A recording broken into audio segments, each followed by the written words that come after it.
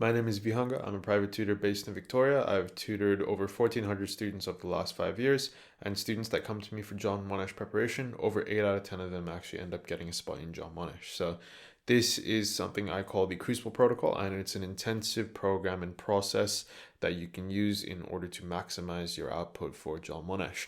And this is basically an entire system that you can use yourself in order to better optimize the practice and process that you use to go about preparing for the JMSS entrance exam. The Crucible is a program that I use in order to maximize my work output and minimize the effects of burnout and basically do everything that I get done over the course of a year.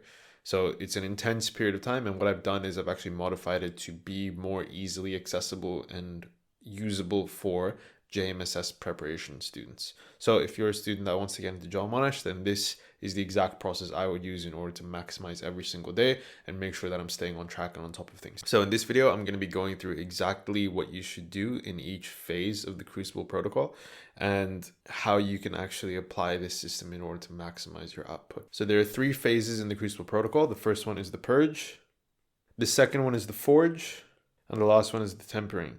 And each of these phases targets specific problems that I've noticed that a lot of students have. So by the end of this video, you're going to be able to use this exact process and have actionable steps in order to maximize your output and also your preparation in order to get into JMSS. So let's just start this video right off.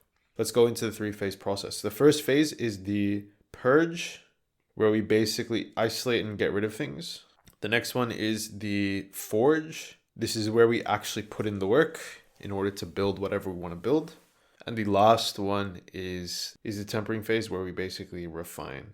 So what I'm going to do in this video is go through the exact process in each one of these phases. And by the end of it, you will have a clear understanding on how to apply the Crucible protocol for your preparation and maximize your chances of getting into John Monash. So let's start with what the actual problem is that you're facing. So you've probably already made a bunch of timetables. You've probably already watched a million different study videos and tried to read books and stuff on how to study more optimally. And you told yourself and you keep telling yourself that you'll do more this week or you'll do more tomorrow. And these are some of the key things that a lot of students actually try and do. You do all these things, you lay out your timetables, you lay out your goals, maybe you watch some of my videos as well, like the top 5 study habits and, how to get more done in 2025 or videos like that, which are basically just like clickbait things, which I'm not really proud of, but they're there because sometimes the information is helpful. But you've watched all these videos and these study habits that are really, really generic. They talk about Pomodoro, they talk about spaced repetition. You know for a fact that you don't have time to do all those things, so you just don't, right? Like you have a little over a month in order to prepare for JMSS. So those tactics and those habits and those protocols aren't going to be as useful as if you were, whereas someone who has like a year to prepare would find those really, really helpful, right?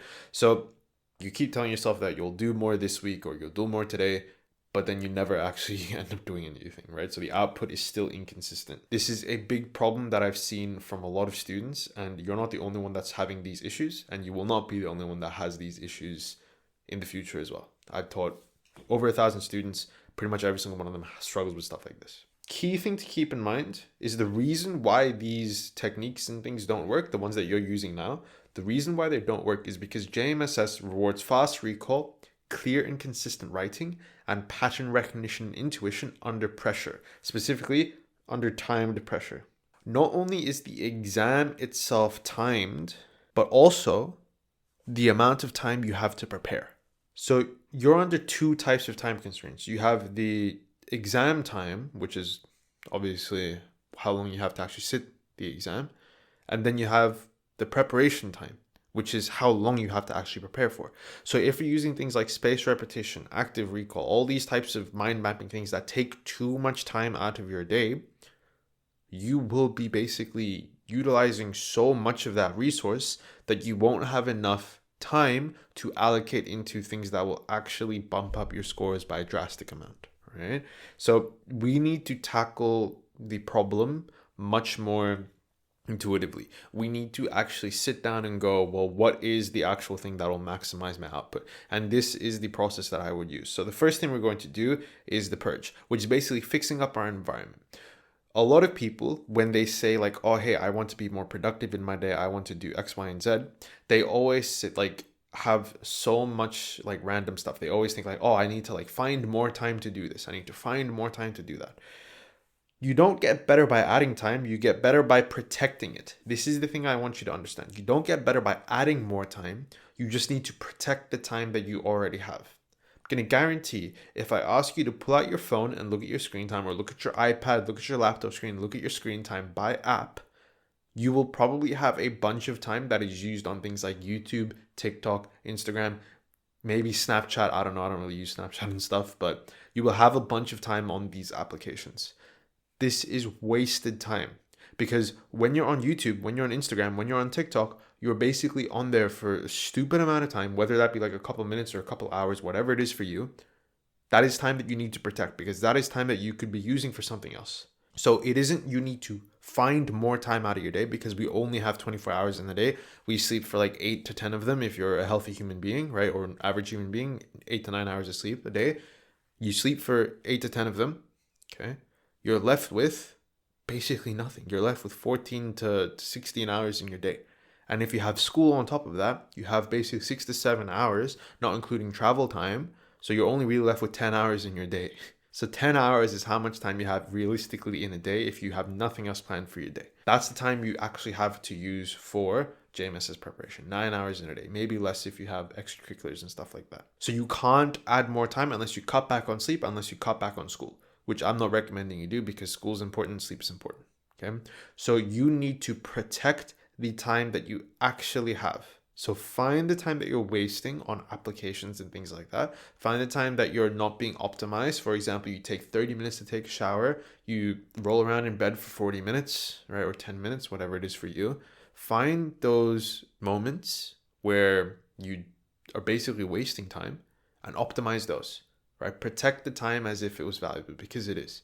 If you're trying to get into John Monash, every single minute counts. So first thing I want you to do is get rid of any distracting apps and literally make a folder or like a section in your phone called Not Now, where you move all these distracting apps into this folder. Do it now. Like as you're watching this video, literally do it now, right? Pause the video and move every single application that you know for a fact is distracting you and put it into a folder called Not Now. And in your phone, basically make like a new page that doesn't have a bunch of apps in it, and then like put it in like the top right corner or something, which is like hard to get to, or the top left corner, right? Depending on how you hold your phone. I put it into like a little corner tucked away, and then move all these distracting applications into that folder and hide that folder far, far away. You still have access to it. You're just choosing not to use it. Okay. I'm not telling you to delete these apps, even though you should, right? I'm not telling you to get rid of all these apps and put like time blocks on your phone and stuff like that, because personally, I don't really think that that's too helpful, because we live in a modern day where, you know, social media and all that stuff is actually quite important, and you can make like quite good decisions and stuff. Like YouTube is a social media platform, and I'm using it to build my business, right? So it's not all bad. And yes, I want you to watch videos and stuff like that, because it boost the algorithm. But you know, if you watch me, you should know that I don't really care how many people like and watch my videos. I literally tell you not to subscribe. So you know, you should know by now that I don't really care about this stuff. I'm just doing it because I genuinely have advice that I think will change the way you do things. So yeah, move every single application away and like tuck it away, because you're going to waste so much time if you don't. Okay, so that's step one. The next thing is use a focus mode, or literally just put your phone on do not disturb, right? Oh, but what if like someone calls me for an emergency? When has that ever happened? Give me 5 instances where someone's actually picked up your phone, or like when someone's actually texted you or called you and it's been a genuine emergency, like life-threatening emergency. It's never happened, right? Most likely it's like a spam call or one of your friends texting you for no reason, right? Just go on do not disturb and go on like focus mode or do not disturb, and just for 1 hour, literally just don't do anything, right? Now, one thing that I would strongly suggest is if you live with your parents, or if you live with a parent or guardian, or if you live with your family, most likely they will try and disturb you, right? Most likely they will come into your room and they will tell you like, oh, hey, dinner's ready, or hey, like we need to get this done, or we need to go to the shops, or can you take the dog out for a walk, or something like that. Whatever it is, right? I want you to actually tell other people in your house that you are in Crucible mode from 5 p.m. to 6 p.m., whatever time block it is for you. Okay. And basically what you need to communicate to them is like, hey, between this time, I'm actually going to be really, really intensely focused on something, and I'd really appreciate it if you didn't like come into my room and stuff like that. And do it in like a nice way. Like don't like be a brat about it, right? Genuinely just be like, hey, in this period of time, I'm going to be really, really focused on something. And I'd really appreciate like if there's just like minimum noise. And if you can't do it, that's fine. But I just don't want people to like come into my room because personally, I find it really breaks my focus. Say it in like a nice way. Okay, now, this is something that's like really specific to me because when I record videos and stuff like that, I've recorded so many videos and stuff where my mom or my dad or my dog comes into my room. Obviously, my dog is like a little bit of a special case, right? But my mom or my dad like come into my room and they like scream and stuff like that across the house, and I had like ruined my entire recording, right? So it's like I record for like an hour and then it just ruins my recording, right? So literally what I tell them is like, oh, hey, by the way, I'm recording for the next like 40 minutes. Just heads up, I don't want you to like do anything, but if you need me, just send me like a text on my phone and I'll pick it up in like 40 minutes or something, right? And I would also just say, like, if you know for a fact that you will be using a prolonged period of time, for example, 1 hour, 2 hours, whatever it is, just say like, oh, hey, I'm going to be like doing some work for the next 2 hours and I probably won't be able to like come out of my room for then. Do you need something done now? Right? Like, do you need me like to do something in that time or do you need something done now? And if the answer is yes, then do that thing and then come back and go anything else. And then if they say no, then you go and do work. If like your parents or guardians and stuff have like a giant argument about it, then that's fine. You're just gonna have to deal with it, right? You're gonna have to find a different block of time where you're in crucible mode, which means you might need to wake up a little bit earlier, be a little bit quiet. Maybe you don't brush your teeth first thing in the morning or like eat breakfast first thing in the morning, but you work for like a solid 1 hour before school actually starts, and then you do your morning routine when everyone else is up. It's up to you what you decide to do because everyone's going to be different, but just let people know if you think that they will disturb your period of focus. Because a lot of times I've seen a bunch of students that get really, really upset when their parents and stuff walk in on them studying and things like that because it breaks their flow. But then it's like, you didn't tell your parents that you were like really intensely studying. They didn't know, right? You didn't say like, oh, hey, by the way, I'm going to be like doing this thing for the next 1.5 hours. Please don't come in my room. You didn't tell them that. So it's important that you actually tell people that, hey, in this period of time, I'm going to be basically like not available. Do you need anything done now? Or is it okay if I do it after, right? Just really simple conversation. Just keep that in mind because a lot of people, they don't do that, right? One thing that I would like very specifically say is the one rule in the purge is no phone during timed tasks. And honestly, just no phone in general. Personally, I don't really think you need a phone to do any work, right? As long as you are sitting down with a book, or if you have your exams on a laptop or something, by all means feel free to do that, but just don't get distracted on your laptop. Just sit down and do the work, okay? So don't keep your phone and stuff in there, but try and keep that in mind. The other thing I would say is after every study session, clean up your room a little bit, clean up your desk and stuff like that. The reason I say clean up your desk and things after is because a lot of people, what they do is they kind of just like leave their stuff everywhere. And like, I'm kind of guilty of this too when it's like really late at night, but I always try and like keep my desk relatively clean. And I try to keep it like relatively like only the bare necessities, right? So it's important that you do that because I'm a big proponent in believing that the way your environment is set up is the way that your mind is set up. So if you have a bunch of clutter and stuff everywhere, your mind is also basically going to be filled with a bunch of clutter and stuff. So it's really important that you are actually able to clean up your desk because when you rock up to your desk, you have a clear mind and you're able to actually focus on the task much easier. So after every session, just do like a quick 3-minute cleanup and then you should be okay. So that's basically the purge. You get rid of all distracting apps and stuff into a folder and you move it into a separate folder. You put your phone and stuff on do not disturb so that way you only have the work that you need to get done. Then you let everyone in your house know if you need to, right? If your house is like really quiet in a specific time, you don't need to, but you let everyone know that you're going to be going into Crucible mode in order to actually get work done. So that way they don't disturb you. And then that way you're not upset and you break flow and stuff like that. And the last one is just never have your phone on you and actually do the work. And then after you finish your study session and things like that, clean up your desk. That way you don't have to like allocate a bunch of time throughout the week to clean up your desk. So that's the purge. Once you do the purge, the next phase is the forge. Now the forge is where we actually start building in this consistency. This is where we start actually building the process in order to prepare for JMSS. So in the forge, what you want to do is target your stress points, and you know your stress points better than everyone else. So target the points which are genuinely like nightmarish for you. For example, if it's science writing, you really struggle with science writing, do more science writing in that day or in that week. If you really struggle with maths and you really struggle with like finding ways to do numbers and calculations and things like that, spend time to actually sit down and do numbers and calculations and things. And after every single one of these sessions of basically like protocoled sequences, you reflect after. You spend like 3 or 4 minutes trying to reflect after, and you think, what actually slowed me down today? What actually made me kind of think a little bit? What was the issue with this before? Did I actually improve in this session? What did I actually learn in this session, right? And how can I better prepare myself for the next sequence and things like that? So phase 2 actually changes from person to person depending on what their bottlenecks are. So what you need to do is isolate and find exactly what your limiting bottlenecks are. And if you're not sure how to do that, the first thing in the description is a worksheet that'll allow you to isolate exactly what you need to do to figure out what your bottlenecks are. It's completely for free. You just need to use the code at checkout. And it's a part of my Crucible protocol pack, which is the second link in the description. You can check it out if you want to.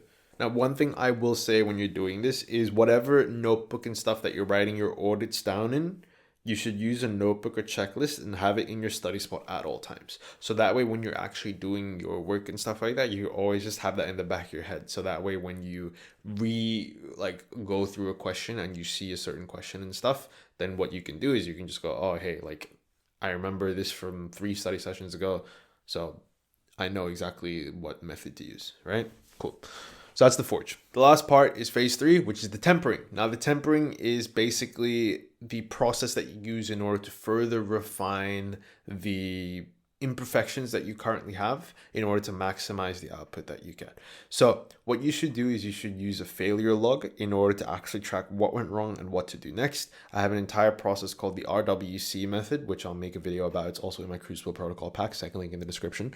And it's basically just a giant log of how you can actually pattern check and what you can do in order to fix certain areas that you have. And it's completely self-directed, so each person has their own solution for things. Now, after you do a certain thing, once you do this for a week, you will have a bunch of errors. You will have a bunch of different processes that you always get wrong. And that's completely fine. Okay. What you need to do is once this week is over, you need to do a pattern check. Ask yourself, what mistakes did I keep repeating and why? Once you ask why, get a separate page in your notebook and actually write down all these steps and why you made these steps. Was it because you didn't understand the content? Was it because that you didn't read the question properly? Was it because you just messed up your number calculations? Whatever the issue is, write down exactly what it is in your notebook. And then through that, you will isolate another problem that you have and you should target that in the next week. So this is what the tempering is. This is the further refinement. This is what we do, right? This is the whole point of the Crucible. We take whatever we have, we go through a process, then we get whatever we need out. Then we go through it again. We get a more pure substance. We go through it again. We get a more refined substance. We go through it again. We keep refining over and over and over again. After 30 days, you will be the most mentally clear. And as a result of that, you will perform very well in the exam. So one of the key things that I would always say is if you don't reflect, you'll repeat. You don't want to repeat the mistakes, no matter how small they seem. So whatever mistakes you make, I'm a firm believer in there's no such thing as a silly mistake. There's no such thing as a silly mistake. So every mistake that you make, you should write it down and you should outline it. Okay. Now, here's basically the daily protocol that you should use once you finish this, and you should prepare it yourself. First thing you always want to do is you want to move these apps. Do this now. Then you want to set in D&D, and then this is what you do pretty much every day, okay, when you go to study. Then what you should do after a study session is declutter your desk. So this is the purge, right? You declutter your desk at the start, then you declutter it at the end. So you pack up, then you go in next, okay? Then what you want to do is you want to pick whatever thing that you want to focus on that session, whether it's a writing task or a numerical reasoning, a math task or science task, whatever it is, pick one, stick with it. Then what you want to do is you genuinely just want to sit down and do it. Don't try and multitask a million different things. Just sit down and focus on that task. Once you do that, you will review exactly what the issue was, whether you were distracted in it. For a lot of people actually get distracted all the way through, it's fine. And how you can actually go about doing it, right? So what's one thing you can change next week? What's one thing that you can change next session? And then from this, I'm going to guarantee if you stick to this protocol, you will be able to actually refine yourself and become a much more optimized student.